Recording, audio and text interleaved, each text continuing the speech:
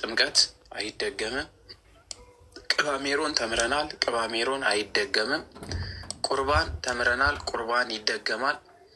አራተኛው ክህነት ላይ ደርሰናል ማለት ነው። እንግዲህ ልንጨርስ ነው። እግዚአብሔር አምላክ ረድቶን የማቴዎስ ወንጌልን ትናንትና ጨርሰናል። ዛሬ እንግዲህ እንደ እግዚአብሔር ፍቃድ እንደ መድኃኔዓለም ፍቃድ የዮሐንስ ወንጌልን ነው የምንጀምረው። የቅዱስ ዮሐንስ ወንጌልን እንጀምራለን። ስለዚህ የቅዱስ ዮሐንስ ወንጌል ምዕራፍ 1 ከምሽቱ 1 ሰዓት ይጀምራል። ስለዚህ ልትማሩ የምትፈልጉ ካላችሁ ተዘጋጁና በደንብ ተዘጋጅተን እግዚአብሔር አምላክ ያገናኘን ለማታ። 5 አዕማደ ምስጢር ጨርሰናል። የመጽሐፍ ቅዱስ ባይብል ስተዲ እንዴት ማንበብ እንዳለብን ተምረን ጨርሰናል። ከዛ ወዲያ 7ቱ ምስጢራተ ቤተክርስቲያን 4ኛው ላይ ደርሰናል። የዚህ ዓመት እቅዶቻችን እንዳለ ሰክሰስ እየሆኑ ነው ያሉት፣ እየተሟላ ነው። በጣም አስደሳች ጉዞ ላይ ነው ያለ ነው። እግዚአብሔር አምላክ ይርዳ። አሁን ምስጢረ ክህነትን እንማር። ከዛ ወዲያ አልሞስት ጥያቄ ያላችሁ በኋላ ላይ ትጠይቁኛላችሁ ማለት ነው። እሺ፣ አራተኛው ምስጢረ ክህነት ነው። አራተኛው ምስጢረ ክህነት ነው። ቅርታ ከ3 ሰው በላይ መቀበል አልችልም ለፒዲኤፉ ተብሎ። ስለዚህ አንዴ እንዳትልኩ ይቅርታ። ከ3 ሰው ብቻ ነው መቀበል የሚችለው ቦታዬ። ስለዚህ ምስጢረ ክህነት አራተኛው ነው። በዚህ በ7ቱ ምስጢራተ ቤተክርስቲያን በምንላቸው ውስጥ ምስጢራተ ቤተክርስቲያን የምንለው ድርገምላችሁ ቤተክርስቲያን ጸንታ አገልግሎት የምትሰጥባቸው መሰረት የሆኑ አገልግሎቶች ለሁሉ ለምእመኖች የምታዳርሳቸው ከቤተክርስቲያን ልናገኛቸው የሚገቡ ትልልቅ ዋና የሚባሉ ነገሮች 7 ናቸው። የቤተክርስቲያን መሰረት ተብለው የሚጠሩ ናቸው እነዚህ ምስጢራተ ቤተክርስቲያን የሚባሉት። ስለዚህ በቤተክርስቲያን ውስጥ የሚከወኑ በእምነት የምንቀበላቸው፣ በድርጊት የምንቀበላቸው፣ በመከወን የምናደርጋቸው እነዚህ 7ቱ ምስጢራተ ቤተክርስቲያን ናቸው። አንደኛው ጥምቀት ነው አለን። 2ኛው ቅባሜሮን ነው። 3ኛው ምስጢረ ቁርባን ነው። 4ኛው ምስጢረ ክህነት ነው። አሁን 4ኛውን እናይና ወደሚቀጥለው እንሄዳለን። ክህነት ተክህነ አገለገለ ከሚለው የግዕዝ ቃል የወጣ ሲሆን ክህነት የሚለው ማገልገል፣ አገልጋይ እንደማለት ነው። አገልግሎት በእግዚአብሔር በሰው መካከል መላላክ ነው። ስለዚህ የክህነት ስራ ምንድን ነው? በእግዚአብሔርና በምእመኑ መካከል ምን መሆን? የምእመኑን ጸሎት ወደ እግዚአብሔር አምላክ ማሳረግ፣ ከዛ ወዲያ ደግሞ የእግዚአብሔርን መልስ ደግሞ ወደ ህዝቡ ማድረስ ነው። ይሄ ክህነት ለሐዋርያት የተሰጣቸው ክህነት ስለሆነ፣ ስለዚህ አገልግሎቱ ምንድን ነው? የምእመንን ልመናና ጸሎት ከራሱ ጋር አድርጎ ለእግዚአብሔር አምላክ ማቅረብ፣ ራሱን አገልሎ ሳይሆን ከራሱ ጋር አድርጎ። በአዲስ ኪዳን ደግሞ ነፃነት የሰጠን ጌታችን ኢየሱስ ክርስቶስ መቅደሱን ባርኮታል። በራሱ የተባረከ የተቀደሰ መቅደስ ስላለን ማለት ነው። እንደ ኦሪቱ ስርዓት አይደለም አገልግሎቱ የክህነቱ። የኦሪቱ በደም ነው፣ ከብት ፍየል ምናምን የሚታረድበት ነው። የአሁኑ ግን አንድ ጊዜ በመስቀል ላይ የሰጠንን የክርስቶስን ስጋና ደም ምን የምናደርግበት ነው? የምንፈትትበት የምንቀበልበት ነው። በነገራችን ላይ ትናንትና አንድ ጥያቄ ስትዘዋወር አይቻለሁ። እሱ መልስ ልስጣችሁና ወደ ትምህርታችን እንግባ። የጌታችን የመድኃኒታችን የኢየሱስ ክርስቶስን ስጋና ደሙን ታመልኩታላችሁ፣ ትሰግዱለታላችሁ፣ ለቁርባኑ የሚል የአምልኮ ስግደት ትሰግዱለታላችሁ የሚል ጥያቄ ሰምታችኋላ? ያ ኦፍኮርስ ምንም እኮ ድርድር አያስፈልገውም በትክክል። ምክንያቱም የኢትዮጵያ ኦርቶዶክስ ቤተክርስቲያን መለኮት ያልተለየው የክርስቶስ ስጋና ደም ብላ ነው የምትቀበለው። መለኮትነት ያልተለየው የክርስቶስ ስጋና ደም እውነት ነው ብላ አምና የምትቀበለው ምንም ፍልስፍና የሚያስፈልገው አይደለም። ምን አይነት አምልኮት ነው የምትፈጽሙለት? ከክርስቶስ የተለየ ነው ወይ ከሆነ የክርስቶስ ስጋና ደም እያልን ከክርስቶስ የተለየ ነው ማለት ይቻላል እንዴ? ክርስቶስን ስጋና ደግሞ ለብቻ ክርስቶስን ለብቻ ማድረግ እንችላለን? አናረግም። ለምን? ስጋ ከመለኮትነት ሳይነጠል እንቀበላለን ያልን እኛ ኦርቶዶክሳውያኖች የክርስቶስን ስጋና ደም ስንቀበል እውነት ነው፣ ክብር ምስጋና ይገባዋል፣ ይህ የክርስቶስ ስጋና ደም ነው፣ ነፍስ የተለየው መለኮት ያልተለየው ብላ ትቀበላለች። ስለዚህ ቅዳሴው ላይ ስገዱ እየተባለ አይደል የምንሰግደው? ምንም ይሄ እኮ ፍልስፍናም የሚያስፈልገው ዝም የሚያስብልም አይደለም፣ ጸጥም የሚያስብል ጥያቄም አይደለም። ግልጽ ነው፣ የታመነ ነው። እኔ አሁን ስቀበል ጌታዬን ኢየሱስ ክርስቶስን ልቀበል የምሄደው ለምን ስንል ስጋዬን የበላ ደሜን የጠጣ ብሏላ። እኔ በእርሱ እኖራለሁ፣ እርሱ በእኔ ይኖራል። ስለዚህ ስቀበለው ክርስቶስን ነው የምቀበለው፣ ሌላ ማንንም እየተቀበልኩ አይደለም። ስጠጣው ክርስቶስን ነው እየጠጣ ያለሁት። ለምን? ደሜን የጠጣ ብሏልን። ከክርስቶስ ነጥያ ላይውም እዛ ጋር እያየሁት ያለሁት። ስለዚህ ስግደት ይገባል ወይ ሲለኝ፣ አዎ ለአብ እንደምሰግደው ሁሉ ለመንፈስ ቅዱስ እንደምሰግደው ሁሉ ለጌታዬ ለመድኃኒቴ ለኢየሱስ ክርስቶስ ስጋና ደም የአምልኮ ስግደት ያለምንም መፍራት ያለምንም መደንገጥ ሰግዳለሁ። ይሄ በቃ ኦርቶዶክሳዊ መልስ ነው። ኖርማል ነው። ሰው የሚያወዛግብ አይደለም። እቺም ኢሹ ሆና ሶሻል ሚዲያ ላይ ትመላለሳለች ማለት ነው። ኢሹ አይጣችሁ የተባለን ሰዎች ወደ ትምህርታችን ንግባ። ይሄ በቃ የጸና እምነታችን መሆን አለበት። በድፍረት መልሱ። ስህተትም አይደለም። አገልግሎት ማለት ነው በእግዚአብሔርና በሰው መካከል መላላክ፣ ለሌሎች መኖር፣ ቤዛ መሆን፣ መበትዎ ርዕስ ራስን መስጠት፣ መላ ህይወትን ለእግዚአብሔር ማስረከብ፣ በታማኝነት ማገልገል፣ እነዚህን ሁሉ የሚመለከት ነው። ምን ክህነት። ካህን የሚሆን ሰው ራሱን አሳልፎ ሙሉ ለሙሉ ለእግዚአብሔር የሚሰጥ ነው የሚሆነው። ምድራዊ የሆኑ ነገሮች ሁሉ ለእርሱ አይስማሙትም። የተቀደሰ መሆን አለበት፣ ቅዱሱን ስለሚነካ ራሱን መጠበቅ አለበት። የተጠበቀ መላእክት ሊያዩት የሚፈሩትን ክርስቶስን ስለሚያገለግል አኗኗሩ ሁሉ እንደ መላእክት መሆን አለበት። ግን አኗኗሩ እንደ መላእክት ነው ማለት ግን ከሰውነት የተለየ መሆን አለበት ማለት ግን አይደለም። ሰውነቱን ማጣት የለበት። ግን ለተለየ ክብር ግን እግዚአብሔር ካቸው እንደ መላእክት እስከ መሆን ይደረሳል። እንደ መላእክት ማለት ክንፍ አውጥቶ ምናምን እያልኩ አይደለም። ክብሩ፣ ልዕልናው፣ ቅድስናው የመላእክትን ክብር እስከ ማግኘት ልክ እንደ ዮሐንስ ወልደ ነጎድጓድ እስከ መሆን ይደረሳል። በአዲስ ኪዳን የቤተ ክርስቲያን ከፍተኛ መንፈሳዊ ማዕረግ ነው። በአዲስ ኪዳን ላለ ነው ከፍተኛ የቤተ ክርስቲያናችን ትልቁ ማዕረግ ነው ክህነት። ሰውና እግዚአብሔር የሚገናኙበት የተቀደሰ አገልግሎት ነውና ከቅዱሳኑ እጅ የሚወጣውን ዕጣን በመልአኩ እጅ ደረሰ በማለት እዚህ የዮሐንስ ራእይ ላይ ስለሚነግረን፣ ስለዚህ በቤተ መቅደስ ውስጥ የሚደረገው ዕጣን ከዕጣኑ ጋር የቅዱሳኑ ጸሎት ሁሉ በመልአኩ እጅ ወደ እግዚአብሔር ቀረበ እያለ ዮሐንስ ራእይ ላይ ይነግረን። ስለዚህ ከዚህ የሚወጣ መሆኑን ማወቅ አለብን። የቅዱሳኑን ጸሎት የሚያሳርጉት ምድራዊ የሆኑ ካህናት ናቸው። ሰማያዊ የሆኑ ካህናት ደግሞ ከምድራዊ የተቀበሉትም በእግዚአብሔር ፊት ያቀርባሉ ማለት ነው። ስለዚህ መጽሐፍ ቅዱሳዊ መሰረት አለው ወይ? መጽሐፍ ቅዱሳዊ መሰረት አለው ወይ? ክህነት። እሺ የማቴዎስ ወንጌል 28:19 የማቴዎስ ወንጌል 28:19 ላይ እንግዲህ ሂዱና አሕዛብን ሁሉ በአብ ወልድ መንፈስ ቅዱስ ስም እያጠመቃችሁ ያዘዝኳችሁን ሁሉ ምን በሉ እንዲጠብቁ እያስተማራችሁ ደቀ መዛሙርቴ አድርጓቸዋል። ስለዚህ ይህ ስልጣን ከማን ድረስ ተሰጥቷቸዋል? ከማን? ከጌታ። እነሆም እስከ ዓለም ፍጻሜ ድረስ ሁል ጊዜ ከማን ጋር ነኝ አለ? ከእናንተ ጋር። ይሄ ለሐዋርያት ብቻ ነው የተነገረው የሚሉ ከሆነ ሐዋርያት እስከ ዓለም ፍጻሜ ድረስ አሉ ወይ በምድር ላይ? እነ ማቴዎስ ናቸው ወይ አሁን እያስተማሩ ነው ያሉት? እነ ዮሐንስ ናቸው ወይ አሁን እያስተማሩ ነው ያሉት ስንል አይደለም። ግን እነ ማቴዎስ የሰጡት እነ ጳውሎስ የሾሟቸው እነሱ ደግሞ የተሾሙ ሌላውን እየሾሙ ሐዋርያዊ ቅብብሎሹ ዛሬ ብፁዕ አባታችን አቡነ ማትያስ ላይ ደርሷል፣ ኢትዮጵያ ላይ በማርቆስ በኩል። ስለዚህ የማቴዎስ ወንጌል ላይ ከክርስቶስ የተቀበሉት ይህ አደራ እስካሁን ድረስ ይመጣል፣ እስከ ዓለም ፍጻሜም የሚቀጥል ይሆናል። ለምን? እርሱ ከካህናቱ ጋር አብሮ አለና፣ ከአገልጋዮቹ ጋር አለና። ስለዚህ ይሄ መንፈስ ቅዱስ ከእግዚአብሔር አብ የተላከ ወልድ በቃሉ የተናገረው መንፈስ ቅዱስ ያጸናው ስራ ዛሬም ድረስ በቤተ ክርስቲያናችን ይከናወናል። ዛሬም ድረስ ምን ይላል? ይከናወናል። ሌላው የሐዋርያት ስራ ምዕራፍ 28 ቁጥር 20 ላይ የሐዋርያት ስራ ምዕራፍ 28 ቁጥር 20 ላይ ይነግረናል። ምን ይለናል? የሐዋርያት ስራ ምዕራፍ 28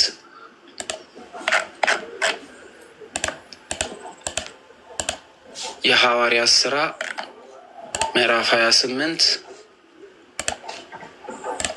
ከቁጥር 20 ላይ ስለዚህ ምክንያት አያችሁና እነግራችሁ ዘንድ ጠራኋችሁ፣ ስለ እስራኤል ተስፋ ይህን ሰንሰለት ለብሻለሁና።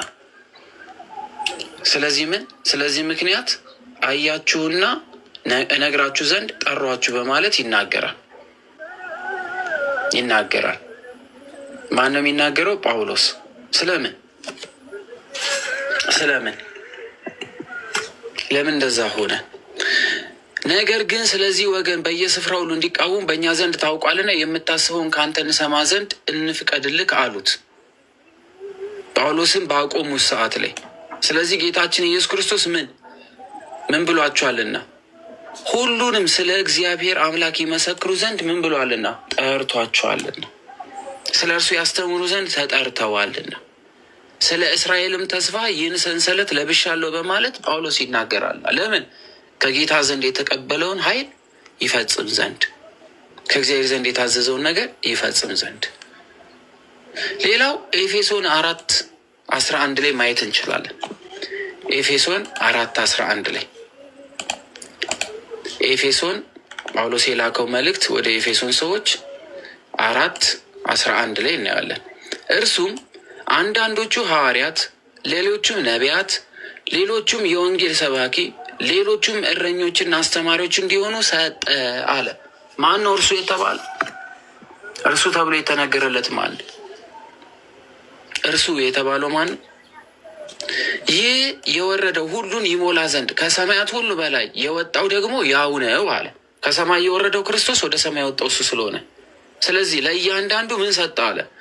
እርሱም አንዳንዶቹን ሐዋርያት የሆኑ ዘንድ ተዘዋውሮ ያስተምሩ ዘንድ፣ ሌሎቹን ነቢያት የሆኑ ዘንድ፣ ሌሎቹ ደግሞ ወንጌል ይሰብኩ ዘንድ፣ ሌሎቹ ደግሞ እረኞችና አስተማሪዎች እንዲሆኑ ሰጠ። ከዛ ወዲያስ ሁላችን የእግዚአብሔር ልጅ በማመን በማወቅ እንደሚገኝ አንድነት ሙሉ ሰውም እንደመሆን የክርስቶስ ሙላቱ ወደሚሆን ወደ ሙላቱ ልክ እስክንደርስ ቅዱሳን አገልግሎትን ለመስራትና ለክርስቶስ አካል ሕንጻ ፍጹማን የሆኑ ዘንድ ነው።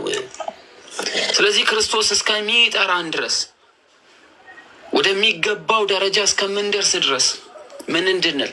በምድር ላይ ቅዱሳንን እንድናገለግል። ቅዱሳን ማለት በክርስቶስ የተቀደሱትን ማለት ነው፣ ያመኑትን ማለት ነው። ስለዚህ የክህነት አገልግሎት በእነዚህ ላይ ተቀምጧል ማለት ነው። የክህነት አገልግሎት የተጀመረው በላይ በሰማይ ነው። ክህነት የተጀመረው ከላይ ከሰማይ ነው። ራዕይ 4:8-11 ማየት እንችላለን። የዮሐንስ ራዕይ ክህነት የተጀመረው በላይ በሰማይ ነው። ማስረጃ የዮሐንስ ራዕይ ምዕራፍ 4:11 ላይ 24ቱ ሽማግሌዎች በዙፋን ላይ በተቀመጠው ፊት ወድቀው ከዘላለም እስከ ዘላለም በሕይወት ለሚኖረው እየሰገዱ ጌታችን አምላካችን ሆይ አንተ ሁሉን ፈጥረሃል፣ ስለ ፍቃድም ሆኗል ተፈጥሮውማልና ክብር፣ ውዳሴ፣ ኃይልም ልትቀበል ይገባል እያሉ በዙፋኑ ፊት ምን አረጉ? አክሊላቸውን አኖሩ። ስለዚህ ይሄ አገልግሎት በምን አለ ማለት ነው? በሰማይ አለ። 24ቱ ሽማግሌዎች የተባሉት 24ቱ ካህናተ ሰማያት ተብሎ ይጠራሉ። በእግዚአብሔር ዙፋን ፊት ለምስጋና የተሾሙ 24ቱ ሽማግሌዎች ላይ ያስቀምጣቸው ሱራፌል ተብሎ ይጠራሉ። የክህነት አገልግሎት የተጀመረው ከየት ነው? ከሰማይ።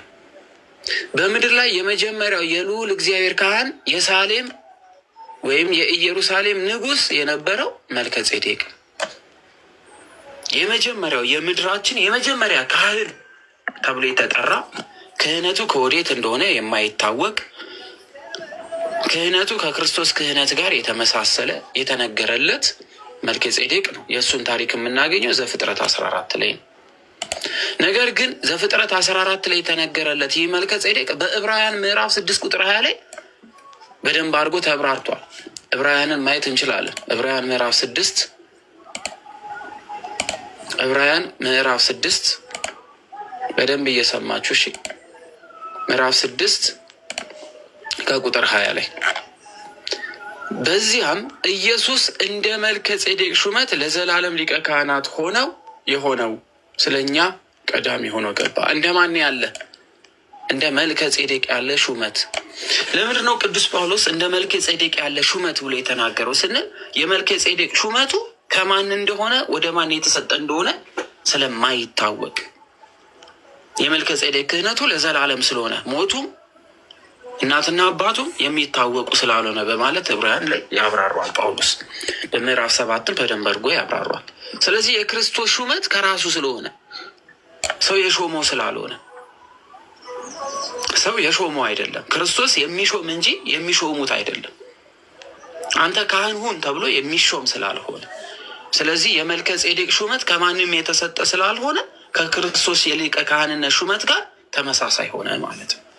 ከእንትና ነው የተሾመው ከዚህ ነው የተሾመው ስለማይባል መልከ ጼዴቅ። ስለዚህ እያየን ያለ ነው ምንድን ነው? የምድራችን የመጀመሪያው ካህን መልከ ጼዴቅ ሲሆን በሰማይ ደግሞ 24ቱ ካህናተ ሰማያት እግዚአብሔር አምላክ ከፈጠራቸው ሰዓት ጀምሮ ከመጀመሪያው እሑድ ጀምሮ አገልግሎታቸው ሰማያዊ እንደሆነ አይተናል ማለት ነው። በኦሪት ለመጀመሪያ ጊዜ ካህን ሆኖ የተሾመው ደግሞ አሮን ነው። ለመጀመሪያ ጊዜ ሹመት የተሰጠው መልከ ጼዴቅ ሹመት የተሰጠው አይደለም። በምድራችን የመጀመሪያው ካህን መልከ ጼዴቅ፣ ሹመት ደግሞ ለመጀመሪያ ጊዜ የተሰጠው ደግሞ አሮን። አሮን ልጆቹን ካህናት አድርጎ የሾማቸው ካህንን መስፍን የነበረው ሙሴ ስለነበር፣ ስለዚህ አሮንን ሹመት የሾመ ማን ነው? ሙሴ ነው። አሮንና የአሮንን ልጆች በጠቅላላ። ስለዚህ በሰው እጅ ከተሾሙ መካከል የመጀመሪያው የሚሆነው አሮን። ስለዚህ የአሮን ሹመትና የክርስቶስ ሹመት አንድ አይደለም። የክርስቶስ ሊቀ ካህንነትና የአሮን ሊቀ ካህንነት አንድ አይደለም። የመልከ ጼዴቅ ግን ከክርስቶስ ጋር አንድ ነው። ለምን ስንል አሮንን የሾመው ሙሴ ስለሆነ። ሙሴ በእግዚአብሔር ተመርጦ የተሾመ ነው። ካህን ነው። ነቢይና መስፍንም ነው። ነቢይ እንለዋለን፣ መስፍን እንለዋለን፣ ካህን እንለዋለን። ማንን? ሙሴ። እንዲሁም ደግሞ የጸጋ አምላክነት አለው እንላለን። በፈርዖን ቤት ላይ ሙሴን ምን አድርጎ ሾሞ ስለነበረ እግዚአብሔር በፈርዖንና በእርሱ ቤት ላይ ምን አድርጌ ያለው አምላክ አድርጌ ሾሜ ያለው ብሎ ስለነገረው ማለት ነው። ስለዚህ የጸጋ አምላክነት አለው። ያ ማለት ግን ይመለካል ማለት አይደለም። አምላክ ነው ፈጣሪ ነው ማለት ግን አይደለም። ባላመኑት ላይ ሁሉ የራሱን ኃይል ይጠቀም ዘንድ እግዚአብሔር አምላክ ሾሞት ስለነበረ ከእግዚአብሔር ዘንድ ፍቃድ የነበረ ሁሉ ማድረግ እንዲችል የተሾመ ስለነበረ፣ ስለዚህ የጸጋ ስጦታ ነው እንጂ ፍጹም የባህሪ አምላክነት ያለው አይደለም ሙሴ። ስለዚህ ሙሴ አምላክ ተብሎ ተሾሟል ብሎ ሙሴ አምላካችን ብሎ መስገድ አይቻልም። ለአንዱ እግዚአብሔር በስተቀር ለሌላ መስገድ ስለማንችል፣ ግን አምላክ ተብሎ ግን ተሾመዋል። ይህም ማወቅ አለብን። ሰው ሙሴ ሊቀ ካህንነት ነበረው፣ ከእግዚአብሔር ዘንድ የተሰጠ ካህንነት ነበረው። ሙሴ ካህን ባይሆን ኖሮ አሮንን መሾም አይችልም። ስለዚህ ክህነትን መሾም የሚችለው ኤጲስቆጶስነትን መስጠት የሚችለው ምን ያለው ብቻ ነው? ክህነት ያለው። ስለዚህ ሙሴ ክህነቱ ከእግዚአብሔር ዘንድ ስለሆነ ሙሴ ማንን ሾሞታል? አሮንን ሾሟል፣ ልጆቹን ሾሟል ማለት ነው። ስለዚህ በእግዚአብሔር ትእዛዝ አሮንና ልጆቹን የእግዚአብሔር አገልጋዮች አድርጎ በሙሉ ልብሰ ተክህኖ አልብሶ ሾማቸው በማለት ያስቀምጣል። ይህን የምናገኘው ደግሞ ዘጸአት ምዕራፍ 28 እና 29 ላይ ተጽፎ እናገኘዋለን። ዘጸአት ምዕራፍ 28 እና 29። ስለዚህ ክህነትን ለመሾም ክህነት ሊኖረው ይገባል። አንድ ሰው ማንም ሰው ተነስቶ ክህነትን መስጠት አይችልም። ስለዚህ ከእግዚአብሔር ዘንድ የተሰጠ ክህነት ያስፈልጓል። ሙሴ አሮንና የአሮን ቤተሰቦችን ሁሉ እንዲሾም ከእግዚአብሔር ዘንድ የተሰጠው ምን ስላለው ነው? ስልጣን ስላለው። ስልጣን ባይኖረው ኖሮ ማንም መሾም አይችልም። ይህን ደግሞ ዘጸአት ምዕራፍ 28 እና 29 ላይ በደንብ አድርገን እናያለን ማለት ነው። የእግዚአብሔር ካህናት ሆነው የተሾሙት አሮንና ልጆቹ ምን ይሰሩ ነበር የሚል ጥያቄ እናያለን። ግን ይህን ከማየታችን በፊት ግን አንድ ነገር በደንብ እንድትይዙ የሚያስፈልግ ነገር ልስጣችሁ። ለምሳሌ ጥምቀትንና ቅዱስ ቁርባንን የሚቀበሉ የልጅነት ጥምቀትንም የሚቀበሉ የክርስቶስንም ስጋ የሚያድነው የኃጢአት ስርየት ይሰጣል ብለው የሚቀበሉ መካነ ኢየሱሶች አሉ አይደል? መካነ ኢየሱስ ምንም ያህል ቢቀበሉ ግን እያቀበሉትና እየሰሩት ያሉት ነገር ግን ትክክል አይደለም። ለምን ሲባል ከሐዋርያት ቅብብሎሽ የመጣ የክህነት ስልጣን እነሱ ጋር ተቋርጦ ስላለ ከመንፈስ ቅዱስ ያልተሰጠው መሾም ስለማይችል ምንም ያህል እነሱ ቢቀበሉት፣ ነገር ግን እየሰሩት ያሉ ስራ ግን ከመንፈስ ቅዱስ ስራ ውጪ ነው የሚሆነው። ለምንድን ነው ስንል ሹመትን ከማን የተሰጣቸው? ራሱን አንድ ሰው ተነስቶ ካህኔ ማለት ስለማይችል ክህነት ለመቀበል ከእርሱ በፊት የነበረ ካህን መባረክ ስላለበት፣ እጁን መጫን ስላለበት፣ ስለዚህ በሐዋርያዊ ቅብብሎሽ ክህነትን ከማን ተቀበሉ ብንል የተቋረጠ ነው። ክህነት የሌለው ሰው የጀመረውን ዶክትሪን ተከትሎ የመጣ ስለሚሆን ክህነቱ ተቋርጧል ማለት ነው። አፈንግጦ የወጣ ስለሆነ ክህነቱ የተቋረጠ ነው፣ የተገለለ ነው። ከማን? ከክርስቶስ እየመጣ ያለውን የክህነት ስልጣንና ተዋረድ ምን ስላለ? ትቶ ስለወጣ ስለተቋረጠ። ስለዚህ ምንም ያህል አምናለሁ ቢል እምነቱ ሊኖረው ይችላል። ነገር ግን ያመነበት ነገር ግን ይሰራል ወይ ካልን አይሰራም። ምክንያቱም መንፈስ ቅዱስ የሌለበት ስራ ስለሆነ እየተሰራ ያለ። ይሄ መልስ ነው። ይሄንን በደንብ አድርጋችሁ ያዙ። የአሮንና የአሮን ልጆች ከተሾሙ በኋላ ምን ነበር እየሰሩ የነበሩት?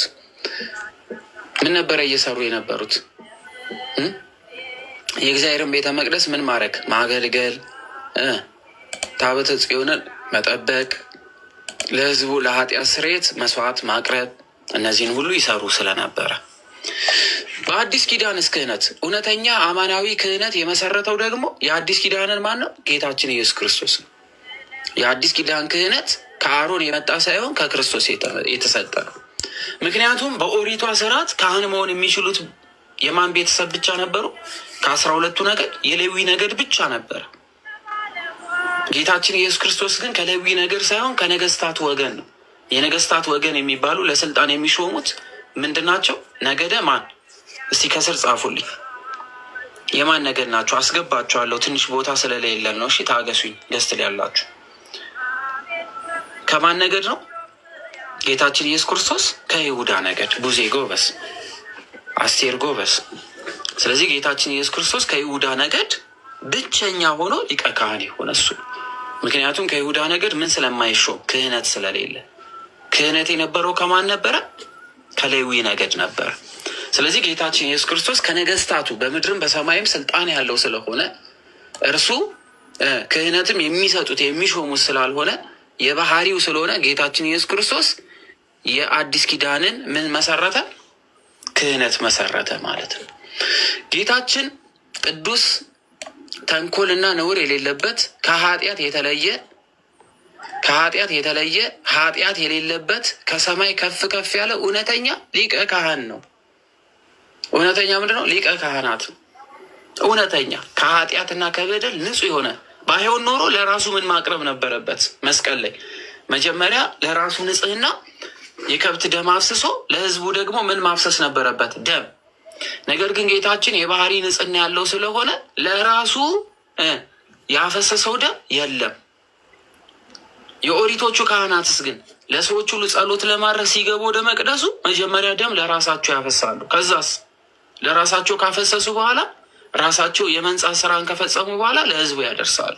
ክርስቶስ ግን እንደዚህ ያለ ካህን አይደለም። እሱ ከሁሉ በላይ የሆነ ክህነትን የሚሰጥ ከሁሉ በላይ የሆነ ካህን ስለሆነ ክህነቱ የባህሪው ነው። ጌታችን ቅዱሳን ሐዋርያትን ተከታዮቹ ደቀ መዛሙርቱ እንዲሆኑ ከመረጣቸው በኋላ የሰጣቸው ሰፊ ስልጣን ክህነት ነው። ቅዱሳን ሐዋርያት ጌታችን የተቀበሉትን ስልጣነ ክህነት እንዴት አስተላለፉት? በምን አስተላለፉት? ከክርስቶስ ዘንድ ተሰጣቸው አይደል? ያሰራችሁት የታሰረ ይሁን፣ የፈታችሁት የተፈታ ይሁን። እናንተ በምድር ይቅር ያላችሁትን ይቅር እለዋለሁ፣ በምድር ኃጢአቱን የያዛችሁበትን ይይዝበታለሁ ብሎ ለሐዋርያት ሰጣቸው። ይህንን የሰጣቸውን እነሱ በምን በኩል አስተላለፉ? በምን በኩል መልሱልኝ። ጳውሎስ ለጢሞቴዎስ፣ ጢሞቴዎስ ለሌሎቹ በምን በኩል? ፈይሴ ጎበዝ፣ እጅ በመጫን አንበሳ፣ እጅ በመጫን ይህንን ምን አደረጉ ማለት ነው? ቅዱሳን ሐዋርያት ለሁሉም ማስተላለፉ እጅ በመጫን። ስለዚህ እጅ ሲጭኑባቸው ምን ያደርጋሉ ማለት ነው? እጅ ሲጭኑባቸው መንፈስ ቅዱስ ያድርባቸዋል። አሁንስ ግን አሁን ባለንበት በቅባ ሜሮን ይከብራሉ ማለት ነው። ነገር ግን ክህነት ሲሾም ግን ክህነትን መሾም የሚችል ማን ነው? ክህነትን መሾም የሚችለው ግን ማን ነው? አሁን አንድን ካህን ማድረግ የሚችል ለምሳሌ ዲያቆን የነበረውን አሁን ስልጣነ ክህነት ሙሉ ስልጣነ ክህነት ተሰጥቶሃል ተብሎ የሚሰጥ ማን ነው? ጳጳስ ነው እንጂ አንድ ካህን መጥቶ ቅባ ሜሮን ቀብቶ በቃ አንተ ተቀድሳል ማለት አይችልም።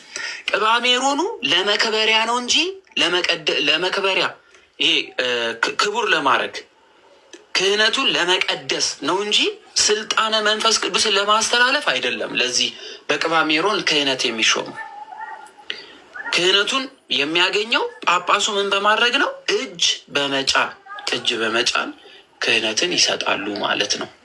ስለዚህ በእንደዚህ አይነት መንገድ እናያለን። እስኪ የክህነት ማዕረጎችን እንመልከት።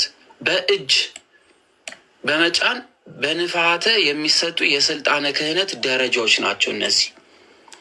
በሜሮን አልተተኩም። እሺ እንዳትረሱ። እነዚህ ከዚህ በኋላ የምናያቸው በቅባ ሜሮን የተተኩ አይደሉም። ቅባ ሜሮን ልጅነት ለማሰጠት ለሁሉም አብያተ ክርስቲያናት ይታደላል ብለናል።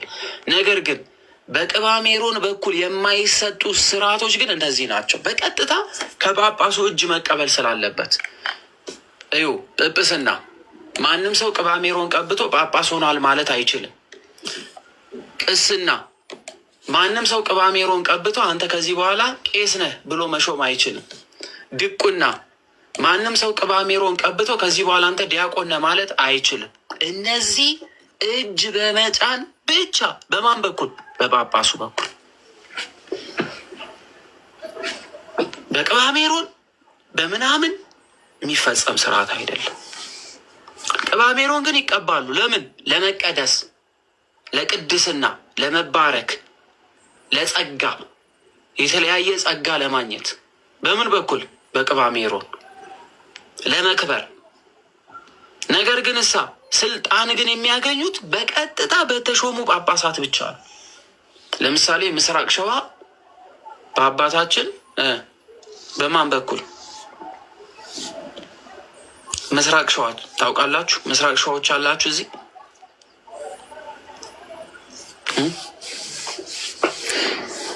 እሺ አዲስ አበባ ላይ ማን ናቸው? የአዲስ አበባ ሀገረ ስብከት። እሺ ጌዲዮ አካባቢ አቡነ ገሪማ።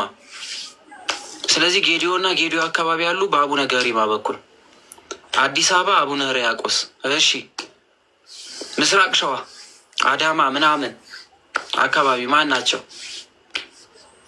ጎርጎሪዎስ። እሺ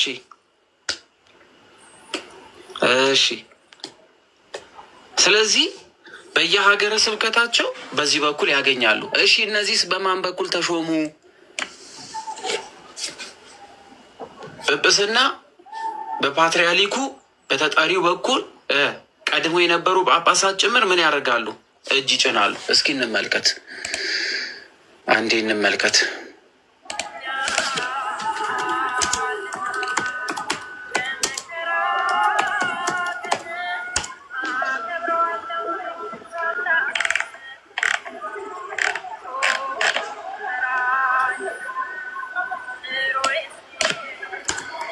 አንዴ ይቅርታ።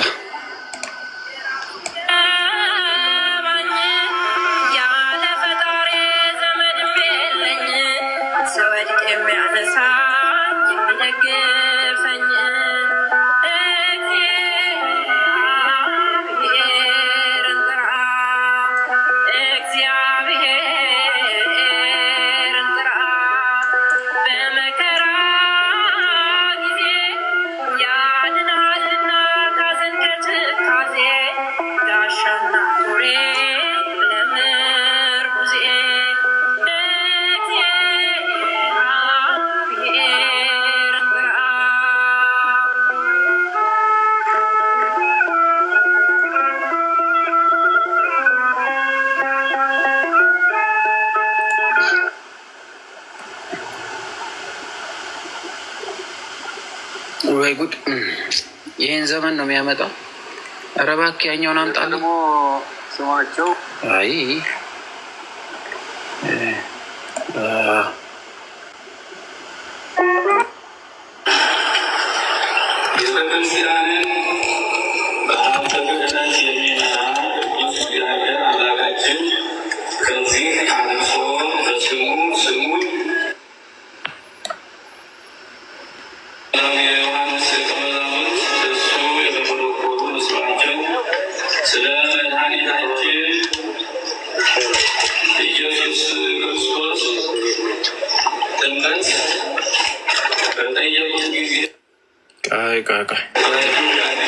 መቼ ቆቡ ሳይደረግ በፊት ይቀድም ነው። ቆብ ሳይደረግ በፊት የሚቀድም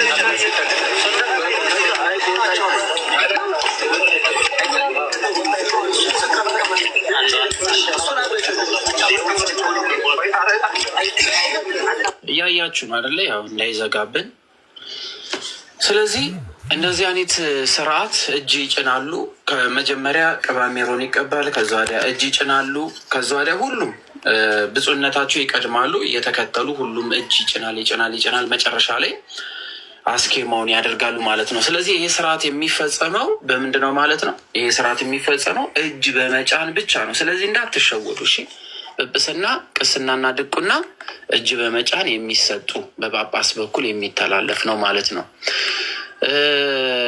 እጅ በመጫን የማይሰጡ የመንፈሳዊ አገልግሎት ሹመቶች ለምሳሌ ከድቁና በፊት የሚሰጡ ፍትሐ ነገሥት አንቀጽ 8 ላይ ተቀምጧል። ፍትሐ ነገሥት ማለት ቤተክርስቲያናችን የምትመራበት ቤተክርስቲያናችን የምትገለገልበት የሕግ መጽሐፍ ነው። ከ8ቱ ስርዓተ መጽሐፍት የተውጣጡ ናቸው።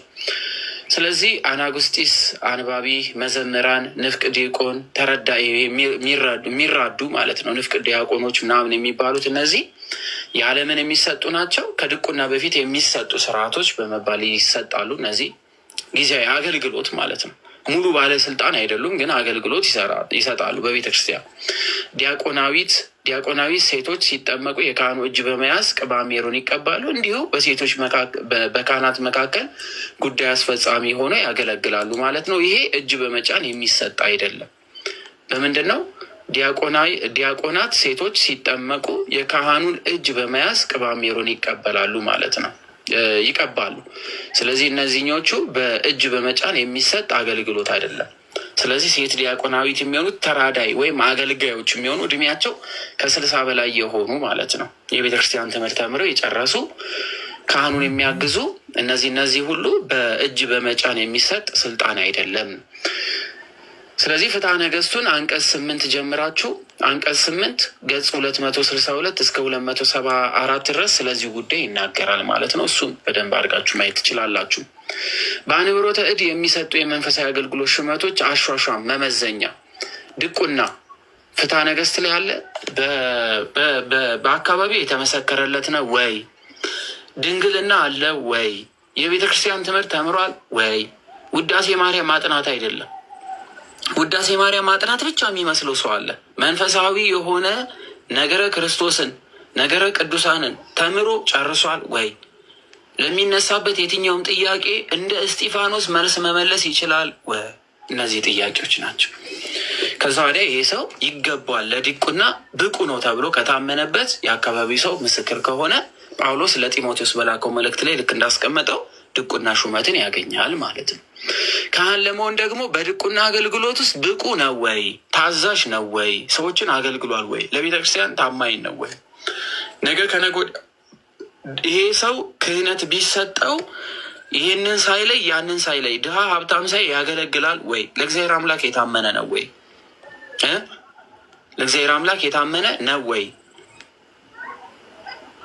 ስነ ምግባር አለው ወይ? ቃላቱ የሚያስተምር ነው? ትህትና አለው ወይ? በሃይማኖት ጠንክሯል? በትምህርት የበረታ ነው ወይ? የሚሉት ጥያቄ ናቸው። ስለዚህ ቅስና ይሰጣል። በነገራችን ላይ መነኩሴ የሆነው ካህን መሆን ይቻላል ድንግልና ካለው። ድንግልና ከሌለው ግን አይችልም። አንድ ሰው ከእስልምና ሃይማኖት ኖሮ ድንግልም ባይሆን መጥቶ ተምሮ ግን ክርስቶስን ያመነ ከሆነ ትልቅም ሆኖ ተምሮ የሚመጣ ከሆነ ዲያቆን ካህን መሆን ይችላል እዚህ ፍትሐ ነገሥቱ ላይ። ምክንያቱም እንደ አዲስ ስለሚቆጠር ገና እንደተወለደ ስለሚቆጠር ስላልተማረ ባለማወቅ ያጠፋቸው ስለሆኑ። ነገር ግን አንድ ሰው ግን በዚህ በሃይማኖት ውስጥ ሆኖ ግን አንድ ሚስት ይፈቀድለታል። ነገር ግን ሚስቱ ብትፈታው፣ ከሚስቱ ጋር ቢጣላ፣ ከሚስቱ ጋር ቢለያይ ወይ መነኩሴ ሆኖ ክህነት ይቀጥላል። አይ እኔ መነኩሴ መሆን አልፈልግም ካለ ግን ክህነቱን ያስረክባል ማለት ነው። ሌላ ሚስት አግብቶ ክህነት ይዞ መቀጠል አይቻልም። አሁን ግን እያየን ያለ ነው 3-4 ሚስት ለዛ ነገራ። ስለዚህ ስርዓት አይደለም፣ ትክክልም አይደለም። ይሄ ክህነቱ የወደቀን ኃጢአት ሰርቷል፣ በድሏል አምላክ። ስለዚህ አንድ ሰው ሚስት አግብቶ ከሚስቱ ጋር ቢለያይ ወይ ሚስቱ ብትሞትበት የሚቀጥለው ስቴፕ የሚሆነው ማግባት ሳይሆን ምን መሆን ነው? መነኩሴ መሆን ነው። ክህነቱን ከፈለገ አይ እኔ ክህነቱ በቃኝ፣ ሚስት አግብቼ መኖር እፈልጋለሁ። ምክንያቱስ እኔ መነኩሴ ሆኜ ለመኖር ሰውነቴ አልቻለም፣ የስጋ ፍላጎት አለኝ፣ የስጋ ፍላጎቴ ያሸንፈኛል። ስለዚህ እግዚአብሔር ላይ ወንጀል ከምሰራ እኔ ክህነቴን ላስረክብ ብሎ ክህነት መመለስ ይችላል። ይሄ እርግጥ የሆነ ትምህርት ስለሆነ በድቁና ሳለ ወደ ምንኩስና ሕይወት በመግባት ማዕረገ ቅድስና የተቀበለ ይችላል። በዚህ የቅድስና ማዕረግ ላይ ያሉ የቁምስና ማዕረግ ተጨምሮለት ቀሳውስት ከፍ ያለ አገልግሎት ሊሰጥ ይችላል። ይህ ማለት ምንድነው? መነኩሴ ሆኖ ወደ ክህነት ከመጣ ቤተ ክርስቲያንን ማስተዳደር ሁሉ ይችላል ማለት ነው። ጵጵስና ወይም ኤጲስቆጶስነትን መቀበልም እስከ መቻል ይደርሳል። ጳጳስ ኤጲስቆጶስ መሆን ይችላል ማለት ነው። ማዕረጉ ግን እድሜ ከ50 በላይ ሲሆን ማለት ነው። ፍትሐ ነገሥቱ ከ50 በላይ ብሎ ያስቀምጧል። ከ50 ዓመት በታች ጵጵስና እንደዚህ ለመሾም አይፈቅድም። ግን እያየን ስለሆነ አላውቅም ከምን አንጻር እንደሆነ። እንደ ስርዓት ግን አይፈቅድም። ከነገሮች አንጻር ግን ሊሆን ይችላል። ምናልባት እንደ ነገር የህግ ክፍል ይሄ ዶግማ ስላልሆነ ቀኖናዊ ስርዓት ስለሆነ። ሌላው ጵጵስና ኤጲስቆጶስነትን ማግኘት ይቻላል ማለት ነው። እነዚህ እጅ በመጫን ነው። እሺ፣ ካህኑ የሰራዊት ጌታ እግዚአብሔር መልእክተኛ ነውና ከከንፈሮቹ ከአንደበቶቹ እውቀት ይጠብቁ ዘንድ ይገባቸዋል። ሰዎችም ሕግን ከአፉ ይፈልጉ ዘንድ ይገባቸዋል። ትንቢተ ሚልክያስ ምዕራፍ 2 ቁጥር 7። ይህ ማለት ምን ማለት ነው? ካህኑ የእግዚአብሔር ምንድን ነው? ሰራዊትም ስለ እግዚአብሔር ቃል የሚያስተምር ነው። ስለ እግዚአብሔር አምላክ የሚናገር ነው። ስለ እግዚአብሔር አምላክ የሚሰብክ ነው። ሕዝብን ከእግዚአብሔር ጋር የሚያገናኝ ነው። ስለዚህ መልእክተኛ ነው። ስለዚህ የእግዚአብሔር መልእክተኛ የሆኑትን ሁሉ ማክበር አለብን፣ መናቅ የለብንም። ስለዚህ ክህነትን ማንቋሸሽ፣ ክህነትን ማዋረድ፣ እንደፈለገ ማንጓጠጥ አይቻልም። ለምን ሲባል ከጌታችን ኢየሱስ ክርስቶስ ጀምሮ የመጣው ስልጣነ ክህነትን የመረካከብ ስርዓት እሱ ላይ ደርሷልና ጳጳሱ እጅ ጭነውበት ከጌታ ከኢየሱስ ክርስቶስ ከአብ የተላከውን የመንፈስ ቅዱስን ያንን ኃይል ሰጥተውታልና ያን ኃይል ካህኑ እስካልወሰዱ ድረስ ይህ ስልጣኑ ተሽሯል እስካልተባለ ድረስ ያን ካህን ማክበር ግዴታ አለብን። የምናወራበት መንገድ በጣም ጥንቃቄ ይፈልጋል። ከከንፈሮቹ ከአንደበቶቹ ምን እውቀትን ይጠብቁ ዘንድ ይገባቸዋል።